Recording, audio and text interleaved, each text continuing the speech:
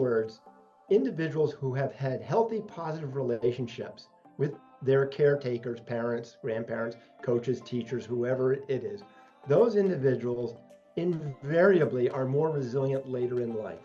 You can have an individual who has an innate capacity for great reading, writing, and math skills, but if they're having lots of negative experiences, their capacity for resilience is less strong relative to the other individual who may not have great innate written language skills, but had a really healthy, positive set of relationships as a child growing up.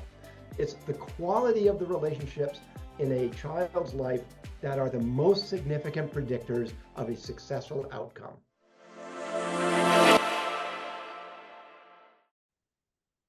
Okay, Dr. Daniel Franklin, great to meet you online. I am thrilled to be talking with you today about language-based learning differences and really appreciate your time today. Great to be here. So we're going to be talking about this book. Folks who are listening to this won't be able to see this. The video version, it'll show up and I'll add the information to our show notes. But you're the author of Helping Your Child with Language-Based Learning Disabilities.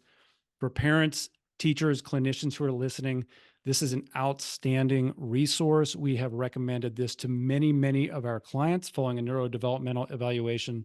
And it's just a great model for understanding the constellation of disorders or deficits or challenges that some kids have, whether it be ADHD, learning disorders, visual auditory processing, et cetera. So to have you, Dr. Franklin here, the author of this resource, to talk a little bit about this is phenomenal. We're going to be shooting for about 45 minutes today, so we'll just be skimming the surface. But I think we can get into some real good information that listeners can take away from this and hopefully apply today. Sure, yeah, and my book's available on Amazon. And incidentally, I'm really easy to reach. DanielFranklinPhD.com is how your listeners and viewers can reach me. It's all one, DanielFranklinPhD.com. Okay, and I welcome questions. I reply to all questions, and I get back to anyone who reaches out to me. Wonderful. And I'll make sure I include that in the show notes as well. So just to get started, can you just talk a little bit for the lay person, maybe somebody who's not familiar with this model, what are language-based learning differences? Yeah, there's a really interesting history here with terminology. If you go all the way back to the 70s, which was really the beginning of special education as a specialty, there weren't a lot of designations, and people began to identify things such as reading disabilities, eventually got the name dyslexia, autism, which frankly should be considered one of the language-based learning disabilities as well, although my book doesn't address autism specifically. At any rate, at the outset in the 70s, as we were sort of navigating learning and behavioral differences for the first time, we began to identify some subtypes, which is good, because you need subtypes to understand and to research and to develop support services. So we had dyslexia, for example, was one of the early subtypes. Autism, of course, ADHD or ADD, these are all subtypes. And then as time went on, in addition to dyslexia, which is now considered the reading dimension of learning disabilities, then dysgraphia to designate the writing designation for dyslexia, and later dyscalculia, which is a very fancy name for difficulty with math or a math learning disability. ADHD broke down into ADHD and ADD, and so we began to have ever increasing number of subtypes, which in many respects was very good. But we lost the forest for the trees here, because actually there's enormous overlap between all of these learning and behavioral differences. And if you become too preoccupied with just one subtype, one designation, it is likely you're going to overlook something else. Individuals who get a primary diagnosis of autism, a clinical diagnosis of autism, roughly speaking, will get a secondary diagnosis of ADHD. With dyslexia, individuals with dyslexia are found to have ADHD at a higher rate, at a higher prevalence than people who do not have dyslexia. So although at the outset, the subtyping was helpful in many respects, we began to lose the forest for the tree, and we began to not understand we need to look at learners more holistically.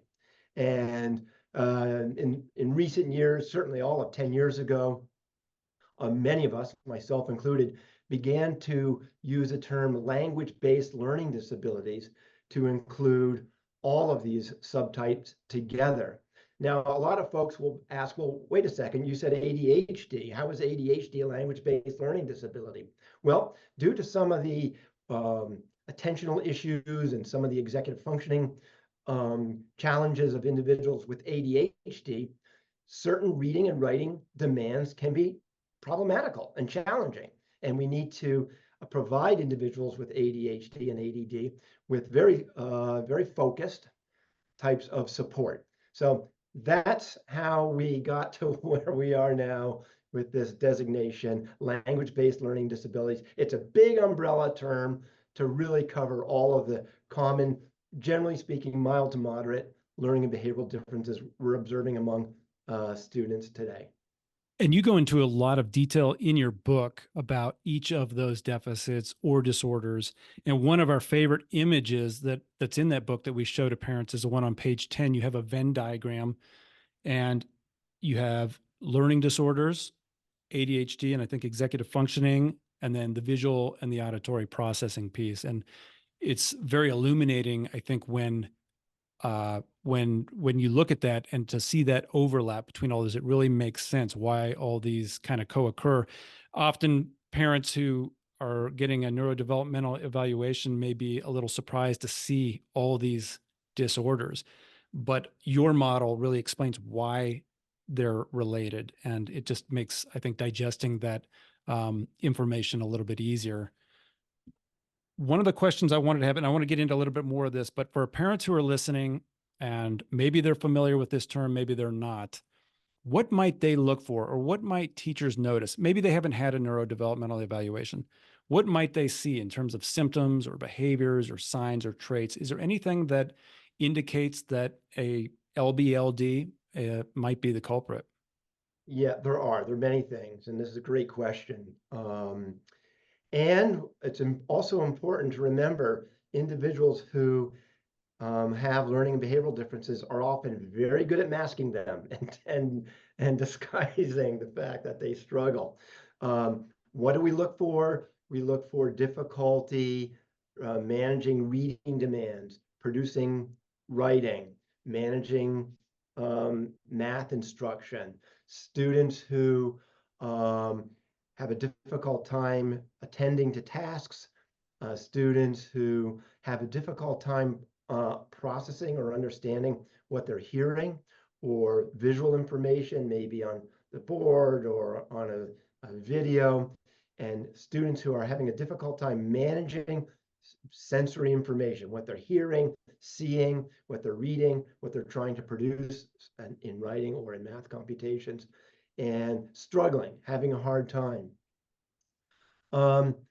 We can often see students exhibiting different types of behavior that are indicative of struggles. They can become withdrawn, they can become depressed, or as I often say, they can become very energetic and become make an effort to draw attention away from their challenges and bring attention to some other facet of their behavior.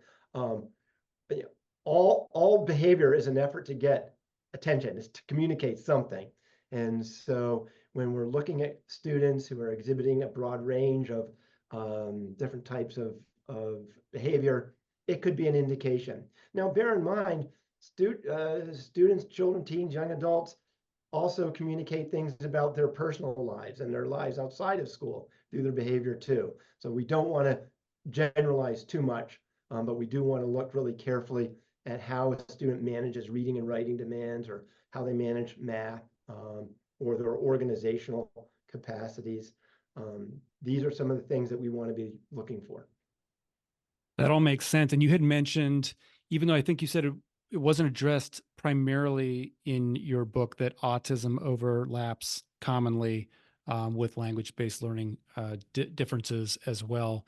And I would imagine probably fine motor as well. Do you see that quite a bit? Very often, yeah. So, the ability to write or form letters or form numbers, and for many individuals, not everybody, of course, but yeah, those difficulty producing carefully formed letters or numbers, or producing writing of any type, can be indications that a student may have a language-based learning difference. That makes sense. You talk a lot about what to do about language-based learning disorders in your book. So you outline some of the overlapping issues and explain how and why those relate. But then you talk about the importance of relationships and how parents and teachers can figure out what role they should play with regard to their student. You talk about, for example, the difference between collaboration and enabling. I was just talking with a mom earlier today who was expressing the difficulty of walking that line between doing too much to help and also letting the child do more on their own. I was hoping you could talk a little bit about the broad categories of intervention that you address in your book, specifically remediation versus bypass strategies. What are those, and maybe share a little light on that if you would. Yeah, absolutely. The difference between remediating and providing bypass strategies are critical, and I'm really happy to speak to that in just a moment. I want to go back to just a moment ago when you were talking about helping too much or too little. I always say this. Here's the difference between a helicopter parent and a helpful parent. A helicopter parent provides help that is not needed. A helpful parent provides help that is needed. And children with language-based learning disabilities need a lot of help. Very often, especially if they have significant ADHD, these students often need unabashed, unashamed micromanaging. And I know that this has not become politically correct to say these sorts of things, but 40 years of experience working with students with language-based learning disabilities, if anything, has taught me that these kids need a very high level of proactive support, and that there are many instances where they really need a high level of unabashed, unashamed micromanaging. So we know from studies that grades at school are better predicted by objective measures of executive functioning skills than IQ. So you can have some individuals who have exceptional cognitive capacities, but do not get especially good grades because they may struggle at the executive functioning level, and that's unfair. And there's a lot we can do about that. That dovetails nicely with I call it two separate but parallel tracks. On one track, yes, we want to remediate, that is, strengthen underlying weaknesses. If a student has slowly emerging reading skills, yes, we want to provide very carefully structured remedial reading instruction. I often refer parents to the National Reading Panel for some general guidelines there. Good reading instruction should, for many students, not all, there are some important exceptions, especially when it comes to individuals with autism who frequently need a very different approach to reading instruction. But by and large, children with dyslexia benefit from phonics, phonemic awareness, vocabulary, fluency, and reading comprehension, coaching, or support. So that's really the findings of the National Reading Panel. I think those are some very good guidelines to follow. Individuals with autism frequently will need a slightly different approach. I don't want to go into too many details, and I don't want to generalize too much either. But we want to be thoughtful about some of the strategies that work well for students with autism. So yes, On one hand, we want to remediate, but on the other hand, we want bypass strategies. While a student is learning to read, they cannot read to learn. In other words, while reading is an emerging skill, too much of your working memory is busy with the mechanics of trying to recognize words and make sense of them to efficiently process the information that's coming in. So having to actually read while reading is an emerging skill is very disruptive to the ability to process information and, more importantly, retain it in a way that you can eventually retrieve it and utilize it later. In a similar vein, while a person is learning to write, it's hard to write to learn. Well, what do I mean by that? Well, those of us who've had enough years of writing experience have had this experience. We have sat down to dash off a really quick 30-second email, and 30 minutes later, what are we doing? We're composing a much longer, much more developed email. And what are we doing? Well, we're using writing for a thinking tool because we can, because we're skilled writers and we know how to use writing to create ideas, to develop ideas, and to express ideas. But while a student is learning to write, they can't use writing that way. So again, we want to provide a very high level of proactive, collaborative support when we're helping students manage writing demands at school. Often the issue of authorship comes up when we're supporting a child this way.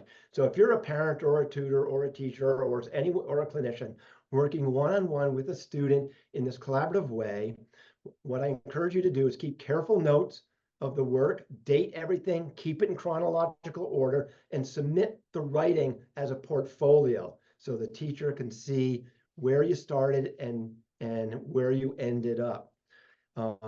There's a similar dynamic or approach rather with taking tests or quizzes. It's called dynamic assessment.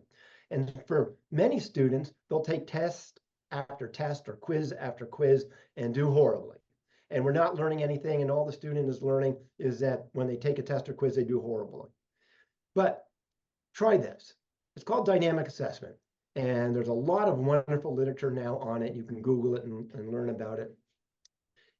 At the simplest level, dynamic assessment is the student has a copy of the test and the teacher or proctor or tutor or parent has a copy of the same test. And we do the test together with the student. And we annotate at every step what we had to do to help that student understand the directions, read the questions, and answer the questions correctly. It might be we don't need to do much at all, and we indicate that on our copy of the test. It might be that we have to read the directions and explain them several times, read the question, explain it several times, provide a lot of prompts so that the student finally knows what the correct answer is. The student should answer all the questions correctly. If we're providing a huge amount of support, we need to annotate all of that carefully. But just having kids take test after test and do horribly, all that teaches them is that when they take a test, they do horribly. And all we're doing is reinforcing that negative internal script that they can't, do well on tests. And that's not what we want to be doing with any student, especially students with language-based learning disabilities. I guess that speaks to the LBLD model where there are many different skills and knowledge involved in any particular task or process. And so with the assessment format you just described, you're acknowledging that it's not just one answer, that there are many different components to getting there, and you're able to break that down and figure out where we might be going awry and what needs some additional support. That's right. And frankly, it's the only way we can really learn what's happening with the student, by working with them in a highly interactive, collaborative way. And when students are in isolation, we have no idea what's going on or what their thought process is. And when we work collaboratively, we can begin to understand, we hear things, see things, and get a better sense. The human brain is a social organ. And well, what does that mean? Well, if you took 100 lizard eggs and let them hatch, lizards would come out and they would run around and they'd be able to find food, water, shelter, and reproduce and produce more lizards without any parenting. And their brains would develop into perfect adult lizard brains. But that's not true with mammals, and certainly not true with humans. That for humans, a human brain, for it to develop fully and in a healthy way, needs to have lots of interaction with other human brains, presumably adult brains, and it does need to be in a healthy, positive context, of course, because you can get the opposite, where there's abuse or mistreatment, and that of course is a very negative thing and results in another type of brain development that is less optimal. So the human brain is a social organ. The human brain develops best in the context of human relationships. The more we focus on positive, high quality relationships, the better brain development is going to be. What is healthy, positive interaction? It's being empathic. It's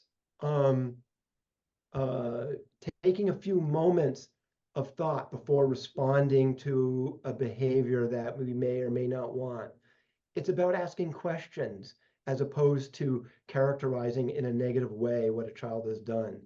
And it's about being curious and thoughtful and caring and compassionate.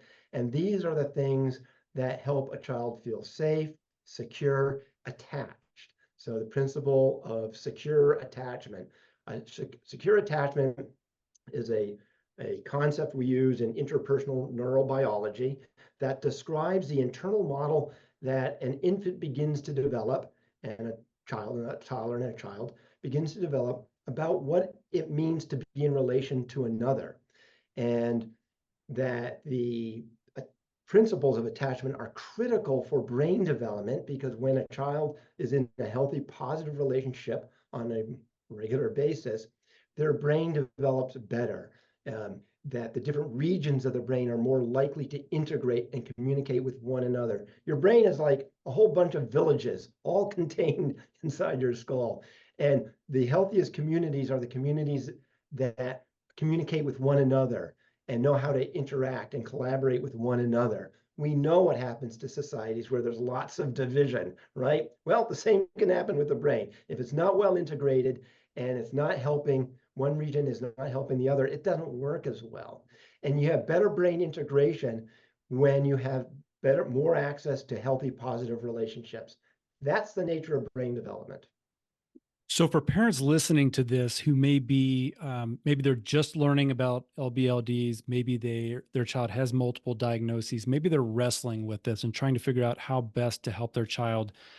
Is it fair to say that if they focused just on the relationship with the child, that might be one of the best starts, if not the most effective ways to helping them actually learn and grow?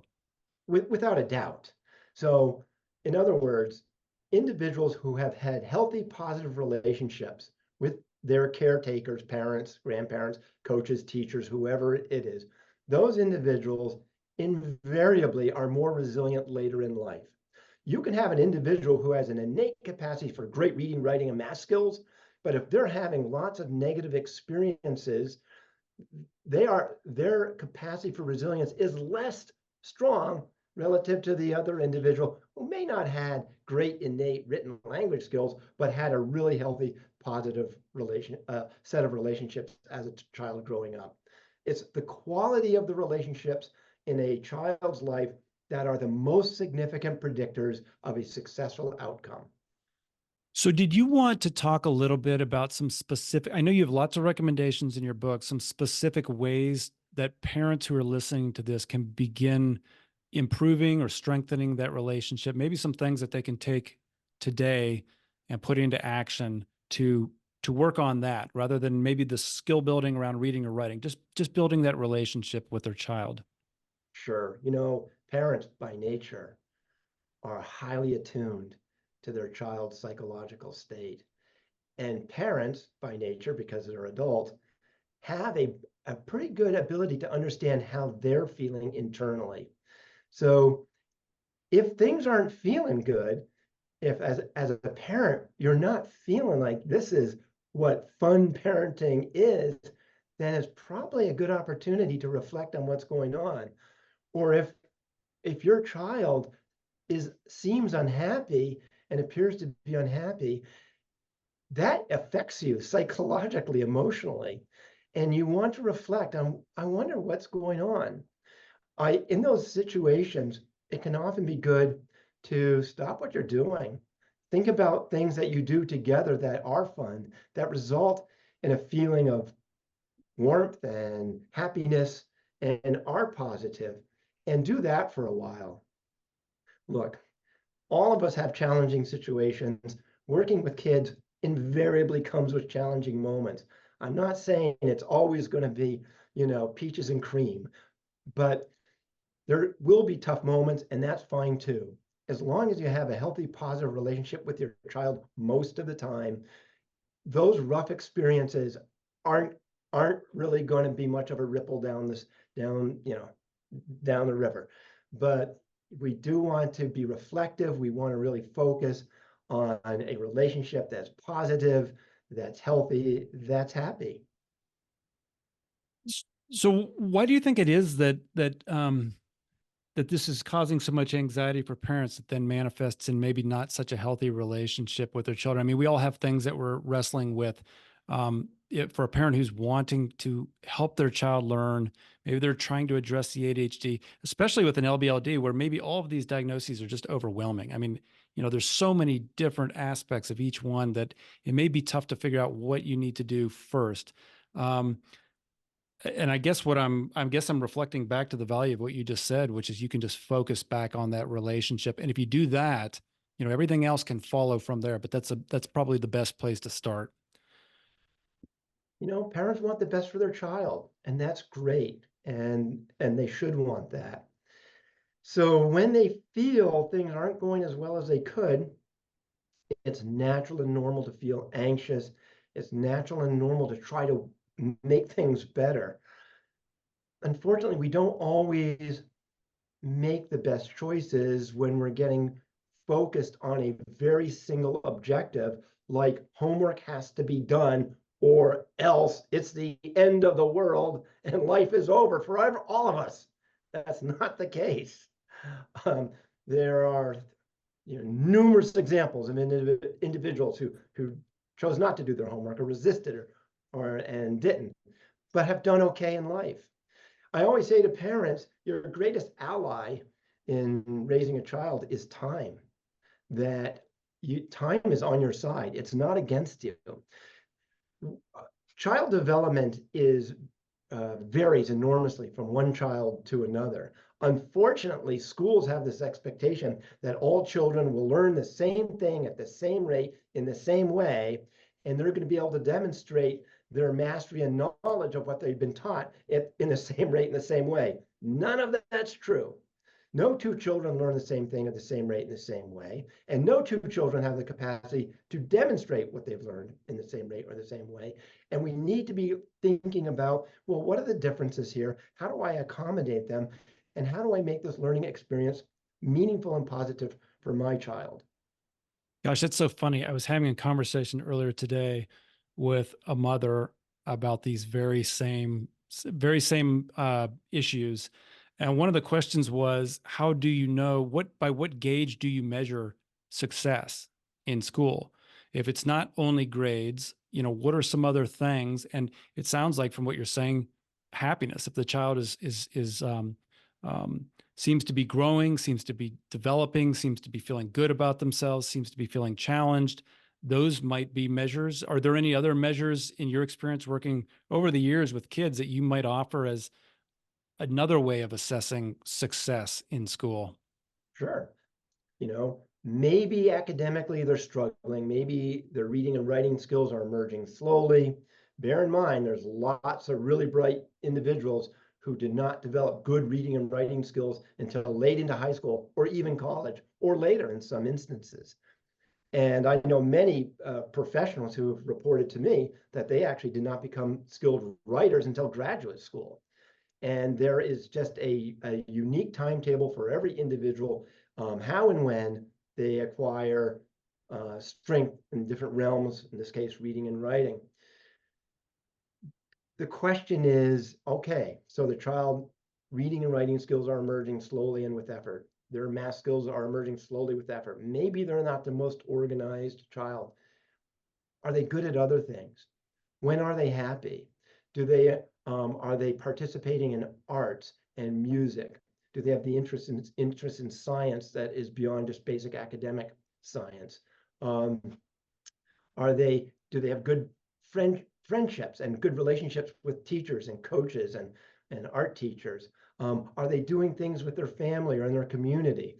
Are they happy when they are at church or in temple or in the mosque? Are are they contributing and happy in those environments? And if the answer is yes, you're on the right track. That the likelihood of a good outcome for your child is almost guaranteed if you're seeing a lot of success in all those non-academic realms. That's really great advice. And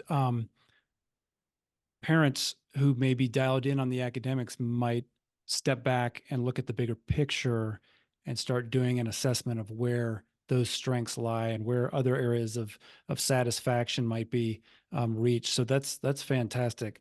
I want to go back to some of the things that parents can do. You talked about the importance of relationships, and so much of your book is focused on that. You give some excellent stories and some micro tips about how to improve those relationships. Are there some other things that you would recommend? I know you spend some time talking about structure versus unstructured opportunities. Do you want to touch a little bit on that? Sure.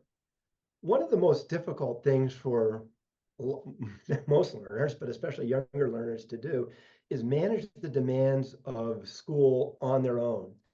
And when it comes time to do homework, sometimes just being physically present can be really comforting to a child. Um, Maybe at the outset, at the beginning of doing homework, we're a little more involved. It's like, okay, here's the book bag. Let's put it up here. Let me begin to take some things out. Oh, look at this. This looks like it might be an assignment. Oh, let's put your books out, your science and your history and your math and your English books out in front.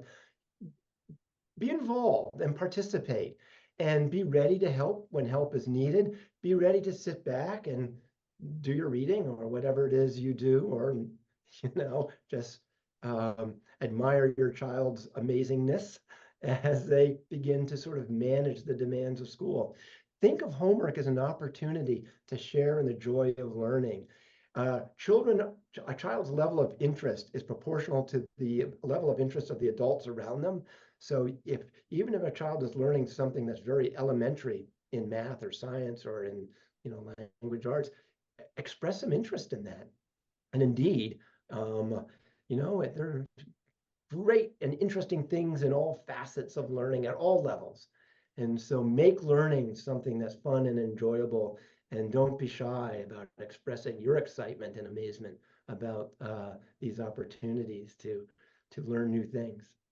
The excitement that you have comes right across the screen. I mean, you make this sound fun and enjoyable, and I think it would cause, certainly as a parent myself, I have to think about, what that relationship around homework setting or whatever else looks like, because you make it sound very joyful, very mindful, understanding that this is a process, that this is a journey, and really taking the time to experience that, rather than being focused on a particular assignment or a deadline or something like that. That I think probably gets everybody pretty worked up. And then, as you said, the child then feeds off of your energy, and it just gets worse. So it's yeah, that goes, I guess, back to that relationship again, and really doing as much work on yourself as a parent as you are on the child with the learning. Yeah, push comes to shove, give homework a break. The quality of your relationship with your child is vastly more important than any amount of homework that they could ever do. The reality is, in the early grades, homework doesn't correlate strongly with learning outcomes. Um, is it worthwhile? I believe it is. I believe that doing homework is an opportunity to create a routine at home about attending to a responsibility. Can it be edifying? I believe it can be if we are there as a parent to scaffold it in a creative way. But we never want it to um, to detract from the quality of the relationship that we have have with a child. If it's becoming a screaming fight every night, there's something profoundly wrong, and a change is needed. Yeah. That all gels with everything in your book here. I'm just flipping through some of these pages, and there's so many different areas or corners that we could go into. In the interest of time, I don't want to dive too deep into any of them particularly, but I wanted to ask you if there's something else that we might not have talked about that you wanted to to get out to the audience today, something that I might not have asked you. Is there anything in particular? Sure. Kids are consistently inconsistent. That if your child is hitting it out of the park one day and doing all their homework on their own, but the next day they're struggling, you don't need to bring attention to that. They know. Children don't have as well-developed prefrontal cortex as we adults have. Our prefrontal cortex allows us to sort of stay focused even when we don't want to. But for younger learners, that's not that easy. So we don't want to bring attention to a child's inconsistency. If we can see that something that they could do the previous day is hard for them the following day, just provide more help. And just know that if they could do it well the previous day, they'll be able to do it well next week too. But for some reason, and we don't always know why, maybe something went wrong at school. Maybe somebody, a student, a teacher, or somebody else said something to them that really makes them down. And children don't always share the bad things that happen to them. And a lot of bad things happen to kids, especially kids with language-based learning disabilities, every day. And I think parents would do well to learn about trauma, because if anything, the school experience can be traumatizing for children with language-based learning disabilities. And trauma is deep and far-reaching, and making ourselves very aware of trauma and what it looks like and how we support individually, socially, emotionally, and cognitively who have had trauma is a very beneficial thing to take into account. We try to distinguish between can'ts and won'ts, understanding that and this is what you're saying, I think, that there are many neurodevelopmental reasons why children behave the way they do and why they exhibit that inconsistency, as well as the other things that are going on in their lives that maybe a parent doesn't see. And they're managing all this. And so when that inconsistency arises at home, whether it's doing chores or homework, that's normal. Maybe that's the other thing you're saying too, is this is perfectly normal as well. It is normal, and children with language-based learning disabilities can go on to develop incredible capacities and all manner of things. But it's likely that will be further down the road. It may be in high school or college or graduate school or later. But that when we have not only faith in those around us, students, children, teens, young adults, faith in them, but also faith in ourselves, that by being caring and compassionate, that we are providing the secret sauce that helps all individuals, including ourselves, be better, grow more, and be happier. That really seems like the big takeaway from your book. Understanding the co-occurrence of these issues is really important and helpful, but the relationship piece seems like that's really at the foundation of improvement for both the parent and the child. I'm curious, and I know a little bit. I had listened to another podcast on which you were a guest, and you talked about your story as a young learner, and then moving through your educational journey to where you are now. Would you mind talking a little bit about that? Very happy to. It's a very important part of me and my work. I have very significant dyslexia. I was unable to read, write, or spell even into fifth grade. In fifth grade, all I could spell was Dan. It was at some point in fifth grade I learned to spell Daniel, and later my last name. For all practical purposes, I was illiterate even going into fifth grade, and that I struggled terribly all throughout high school, even high school, to become skilled at reading, writing, spelling, math, and other academic skills. I have gone on to be highly skilled in all of those things, I'm an author. I'm an editor of a quarterly journal. I do a lot of writing. I enjoy writing. And I've went on to become very good at mathematics as well. But it was later in life. And I did not always have the most compassionate teachers. Certainly the first 4 years or so of my schooling. And like many children who struggle terribly in school, some of us sort of turn inside and become depressed and quiet and sad. And some of us, like me, become exhibit types of energetic behavior and get into trouble. And I had actually been expelled from more than one school before the time I had reached 5th grade. So that to say I was a complex child student would be an understatement.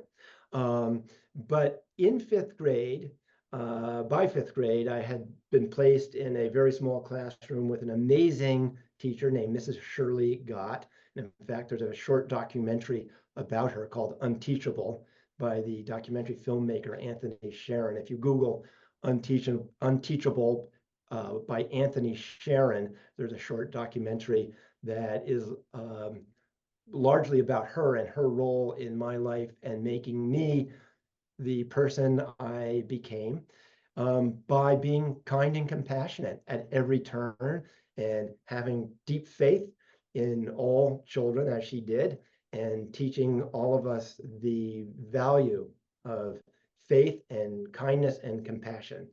And those are the key ingredients to success as any educator or parent, in my view. So despite those challenges, you were fortunate enough to have those important relationships when you were younger. And those sounds like were able to help you maintain the right mindset, but probably also highlighted the things that you were good at as well and carried you through that. Unfortunately, like you said, all kids don't have that. And so as a result, you can get the anxiety and the shame and all those other unfortunate low self-concept and those kinds of things. But so those really, those informed you. You don't just write about this, you've experienced it. You know what it takes to work through that, and the value of people around you to help you with that journey. And you do talk a little bit about that, I think, in your book, as well as Little stories of bit, others. yeah, and I don't talk enough about it, and I don't talk enough also about my parents, who, even though I was bringing home straight DCs and Fs throughout most of my primary and secondary years of school, it never fazed them, not once. And they continue to stand by me and stand with me and be caring and compassionate. And they knew that I was always a good speaker. I was always a great helper around the house. We grew up on a small farm, and I was always a very capable assistant to my parents. And there are lots of things that I could do really well that didn't involve formal schooling. And it's also where I frankly did most of my important learning, by helping around the house, by spending a lot of time outdoors. I had the benefit of growing up in a very rural community. I spent a lot of my life out on boats and in the woods and fishing and exploring, and all of those things were just absolutely essential for brain development. And we actually know now that that type of cognitive stimulation is as good or not better than any amount of formal learning you do in a structured school environment. That's so interesting. You've studied the science around this, but you lived it. You had talked earlier about the importance of looking for strengths, looking for interests, and you just described that in your own upbringing, that you had opportunities and the awareness to do that and to identify, yeah, maybe I'm not so good over here, but I'm really good at this, and I really enjoy this, and so that was kind of shaped your self-concept in a way that was broader and more holistic. Strengthened interest-based approach.